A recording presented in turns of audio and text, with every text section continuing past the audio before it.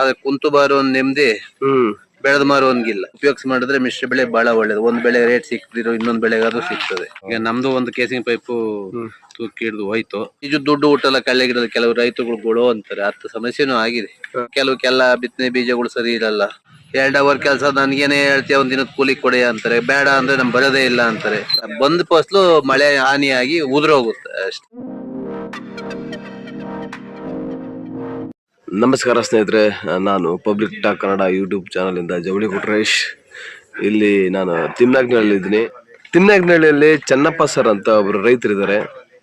ಈಗ ಮಳೆ ಬಂದು ರಾಗಿಗಳೆಲ್ಲ ನೆಲ ಕತ್ಕೊಂಡು ಹೋಗಿದ್ದವು. ಸರ್ ಮುಂದೆ ಇದ್ರ ಗತಿ ಏನ್ ಸರ್?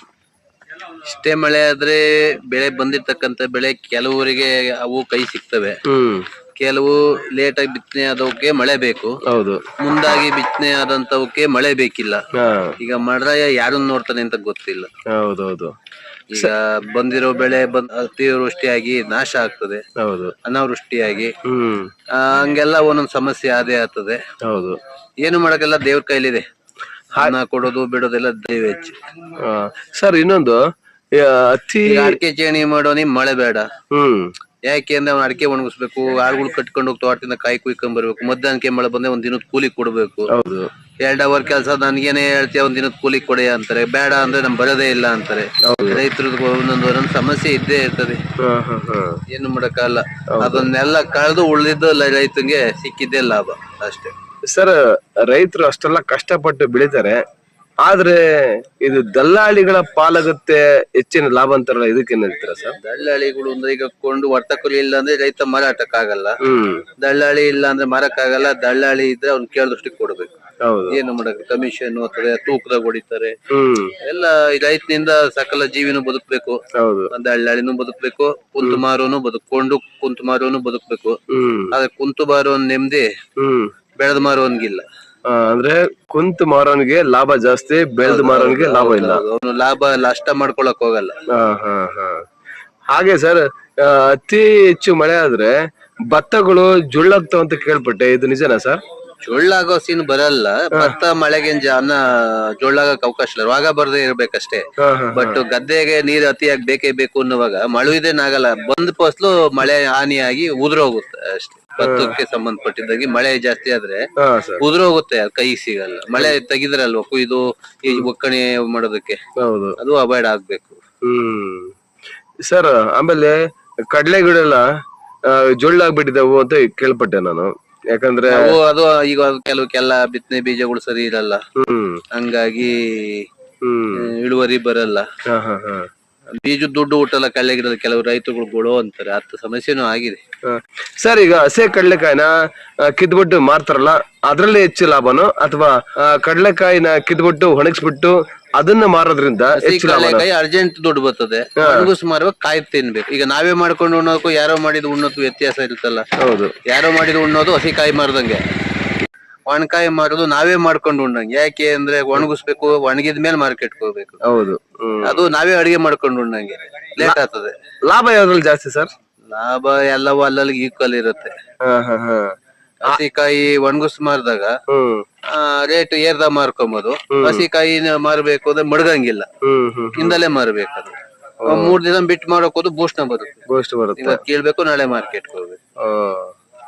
ಸರ್ ಆಮೇಲೆ ಕೆಲವೊಂದ್ ಕಡೆ ನಾವು ಬಿತ್ತಿದ ಗೊಬ್ಬರಕ್ಕೂ ಆಗಲ್ಲ, ಔಷಧಿಗೂ ಆಗಲ್ಲ, ಬರೀ ಕೂಲಿ ಕೊಡೋದಕ್ಕೆ ಸರಿ ಹೋಗುತ್ತೆ ಅಂತ ಹೇಳ್ತಾರೆ ಅಲ್ಲ, ಇದ್ರ ಬಗ್ಗೆ ಏನ್ ಹೇಳ್ತೀರಾ ಸರ್?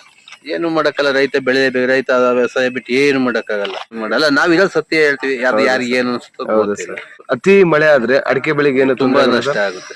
ಹೌದಾ ಸರ್? ಏನ್ ಯಾವ ತರ ಪ್ರಾಬ್ಲಮ್? ರೋಗ ಬರುತ್ತೆ, ಅದು ಬೇರ್ಗಳು ಕೊಳೆಯುತ್ತೆ. ಅತಿಯಾಗಿ 40% 50% ಕೊಳಿತದೆ, ಮರನೇ ಹೋಗ್ಬಿಡುತ್ತೆ. ಏನೋ ಒಂದ್ 10% 20% ಬೇರೇನ ಕೊಡುತ್ತೆ, ಮತ್ತೆ ಹೊಸ ಬೇರ್ಗಳು ಬರ್ತವೆ. 40% ತಕ್ಕ ಕೊಡುತ್ತೆ, ಮರನೇ ಹೋಗ್ಬಿಡುತ್ತೆ. ಅದ್ 6 ವರ್ಷ ಬೇಕು ಒಂದ್ ಫಸಲು ಬರೋದಕ್ಕೆ ಒಂದ್ ಮರ. ಅದ್ ಆ ಮರ ಹೋಯ್ತದೆ, ಇನ್ನ 6 ವರ್ಷ ಕಾಯ್ಬೇಕು ಅಂದ್ರೆ ಅಷ್ಟೊತ್ತಿಗೆ ಆ ಬೋರ್ ಏನೇನಾಗ್ತದೋ, ಇನ್ಯಾವ್ಯಾವ ರೋಗ ಬರುತ್ತೋ ಹೇಳಕ್ಕಾಗಲ್ಲ. ಸರ್ ಮಿಶ್ರ ಬೆಳೆ ಬೆಳಿತಾರಲ್ಲ, ಅದರಿಂದ ಲಾಭನ ನಷ್ಟನ ಸರ್? ಕೆಲವು ವೈಜ್ಞಾನಿಕ ಮಾಡಿದ್ರೆ, ಟೆಕ್ನಿಕಲ್ ಉಪಯೋಗಿಸಿ ಮಾಡಿದ್ರೆ ಮಿಶ್ರ ಬೆಳೆ ಬಹಳ ಒಳ್ಳೇದು. ಒಂದ್ ಬೆಳೆ ರೇಟ್ ಸಿಕ್ತಿರೋ ಇನ್ನೊಂದ್ ಬೆಳೆಗಾದ್ರೂ ಸಿಗ್ತದೆ. ನಾವು ಒಂದನ್ನೇ ನಚ್ಕೊಂಡಾಗ ಅದು ರೋಗ ಪೀಡಿತವಾದಾಗ ಆ ವರ್ಷದ ಆದಾಯ ಹೋಯ್ತು, ಏನು ಮಾಡಕ್ಕಾಗಲ್ಲ. ಮಿಶ್ರ ಬೆಳೆಯಲ್ಲಿ ಟೆಕ್ನಿಕಲ್ ಆಗಿ ವ್ಯವಸಾಯ ಮಾಡಿದ್ರೆ ಒಂದು ಬೆಳೆ ರೋಗ ಬಂದ್ರು ಒಂದು ಬೆಳೆಯಲ್ಲಾದ್ರೂ 50% ಅದು ಕೈ ಸಿಗ್ತದೆ. ಅಂದ್ರೆ ಮಿಶ್ರ ಬೆಳೆ ಬೆಳೆಯೋದ್ರಿಂದ ಲಾಭನೇ ಇದೆ, ಅದರಿಂದ ನಷ್ಟ ಇಲ್ಲ ಅಂತ ಹೇಳ್ತೀರಾ. ಅಂದ್ರೆ ಮಿಶ್ರ ಬೆಳೆ ಬೆಳೆಯವರಿಗೆ ಇದೊಂದು ಉತ್ತಮ ಮಾಹಿತಿ ಕೂಡ ಹೌದು ಅಲ್ವಾ ಸರ್? ಹೌದೌದು. ಸರ್, ಇಲ್ಲಿ ತಿಮ್ನಾಕ್ನಳ್ಳಿ ಹತ್ರ ಒಂದು ಕೆರೆ ಇದೆಯಲ್ಲ, ಆ ಕೆರೆ ಯಾವ್ದು sir? Railway station Dabaspete railway station ಮುಂಭಾಗದಲ್ಲಿರೋ ಕೆರೆ. ಅದು ಲಕ್ಕೂರು ಗ್ರಾಮ ಸರ್ವೆ ನಂಬರ್ಗೆ ಒಳಪಟ್ಟಿದ್ದು. ಸರ್, ಈ ಕೆರೆ ಎಷ್ಟು ವರ್ಷ ಆಯ್ತು ಸರ್ ಕೋಡಿ ಬಿದ್ದು?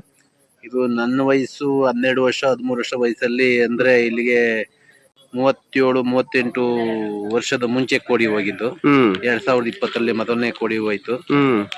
ನಂತರ ಈ ಸರಿ 98-99% ನೀರು ಶೇಖರಣೆ ಆಗಿದೆ. ಇನ್ನು 1-2% ಬಂದ್ರೆ ಕೋಡಿ ಹೋಗುವ ಹಂತದಲ್ಲಿದೆ. ಸರ್, ಈ ಕೆರೆ ತುಂಬೋದ್ರಿಂದ ಅಂತರ್ಜಲ ಹೆಚ್ಚಿ ಬೋರ್ವೆಲ್ ಅಲ್ಲಿ ನೀರು ಚೆನ್ನಾಗಿ ಬರುತ್ತೆ ಅಂತ ಕೇಳ್ಪಟ್ಟೆ, ಇದು ಎಷ್ಟು ಸತ್ಯ ಸರ್?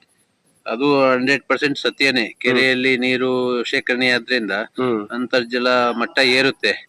ಆದ್ರೆ ಇತ್ತೀಚಿನ ಬೋರ್ವೆಲ್ ಕೇಸಿಂಗ್ ಪೈಪ್ ಗಳ ಕಳಪೆ ಅಂದ್ರೆ ಕ್ವಾಲಿಟಿ ಇಲ್ಲದೆ ಇರ್ತಕ್ಕಂಥ 7 ವರ್ಷ 6 ವರ್ಷ ಆಗಿರ್ತಕ್ಕಂಥ ಬೋರ್ಗಳೆಲ್ಲ ತೂಕಿಡಿದು ಆ ಬೋರ್ವೆಲ್ ಅಲ್ಲಿ ಮಣ್ಣು ಕೆಸರು ಎಲ್ಲ ಹೋಗಿ ಪಂಪು ಮೋಟರ್ ಕೇಬಲ್ ಸಮೇತ ಬರ್ದೇ ಇರ್ತಕ್ಕಂಥ ನಿದರ್ಶನಗಳು ಸಾಕಷ್ಟಾಗಿದ್ದಾವೆ. 30 ವರ್ಷ 20 ವರ್ಷ ಮೇಲ್ಪಟ್ಟು 30 ವರ್ಷದ ಒಳಗಡೆ ಕೊಡ್ದಿರ್ತಕ್ಕಂಥ ಸಮಯದಲ್ಲಿ ಕೊಡ್ದಿರ್ತಕ್ಕಂಥ ಕೇಸಿಂಗ್ ಪೈಪ್ಗಳು, ಕಬ್ಬಿಣದ ಪೈಪ್ಗಳು ಅಳವಡಿಕೆ ಬಹಳ ಗುಣಮಟ್ಟವಾಗಿದ್ದು, ಆ ಬೋರ್ವೆಲ್ಗಳು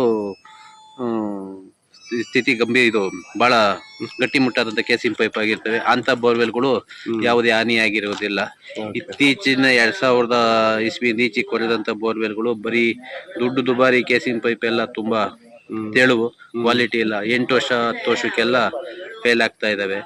ಈಗ ಅತಿಯಾದ ಮಳೆ ಆದ್ರಿಂದನೂ ರೈತರಿಗೆ ಬೋರ್ಗಳು ಸಮಸ್ಯೆಯಾಗಿ ಪಂಪು ಮೋಟರ್ ಸಮೇತ ಮುಳುಗೋಗುವಂತ ಸಮಸ್ಯೆಗಳು ಸಾಕಷ್ಟು ಆಗಿದೆ. ಸರ್, ಅಂತ ಸಂದರ್ಭದಲ್ಲಿ ಹೆಂಗೆ ಸರ್ ರೈತರು ಅದನ್ನೆಲ್ಲ ನಿಭಾಯಿಸ್ತಾರೆ? ಹೇಳಕ್ಕಾಗಲ್ಲ. ಅದು ಸಕ್ಸಸ್ ಆಗ್ಬೋದು, ಆಗದೇನೂ ಇರ್ಬೋದು.